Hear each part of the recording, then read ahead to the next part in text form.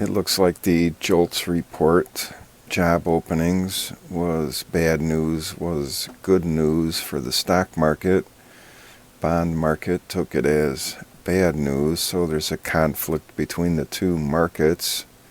8.8 million, expecting 9.5 million, so that's quite a difference to the downside. And ever since they revamped the ADP employment report about a year ago, it got even worse than it was before that. So they're expecting a huge difference too to the downside. And I've learned to pay no attention to this report. However, most market participants will get on board with whatever they say. And it's this one here, initial jobless claims on Thursday, that we pay more attention to. They're actually expecting it to tick up a little, so that's more bad news, could be good news for the stock market. And Friday is the big one, non-farm U.S. payrolls report, and they're expecting a drop also.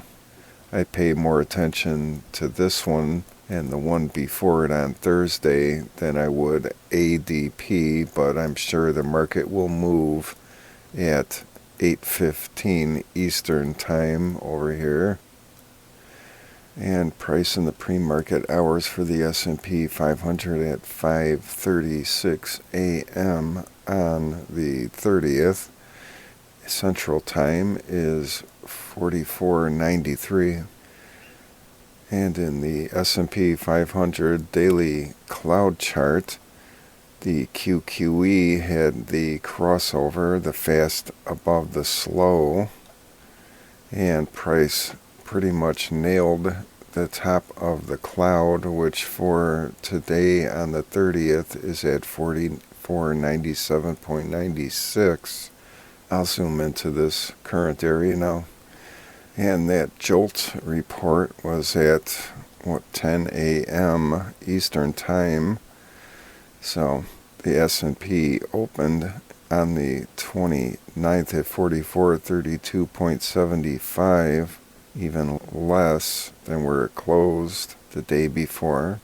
And then when the report came out, the rest is history. All day long there was up moves blasting through all levels except for the top of the cloud, and that disqualified the ongoing supply line at 4437.58. So now there's two disqualified ongoing supply lines, and even though that was due to the JOLTS report where bad news was good news, it's still nonetheless a disqualified supply line, and there's two of them.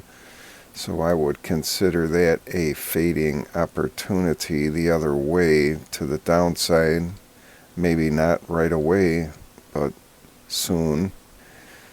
And the channel 3 high is right there at 4500.28. Stark band right above it, 4509.55.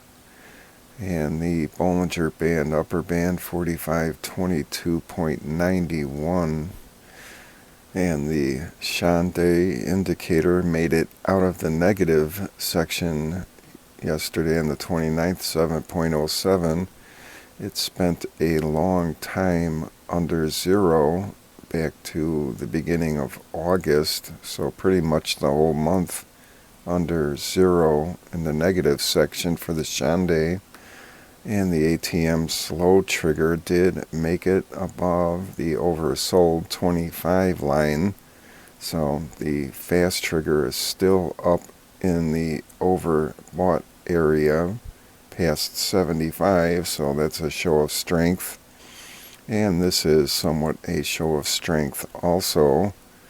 Now the next thing is for the pressure line to move off of the up -2 here and go to down, and there was an indication with the ATM charts lines that there's a P alert down here, meaning it's going to head back up possibly soon to the down position up here.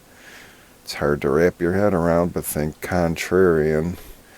And the 20 simple moving average in blue here, 44.46, went under the 50 simple moving average, 44.61.48, and the 35-day simple moving average, 44.88.47, is right below where price closed at 44.97.63 yesterday on the 29th. So that's pretty good support. And if this bearish crossover of the 20 under the 50 can become rectified within the next few days, then there's definitely some potential for upside. We have to keep an eye on the 35 to see if it starts heading down towards the 50. And if there's a cross under there of that 35 under the 50, that could be an ominous sign. So we'll keep an eye on the 20 to see if it could get back above the 50.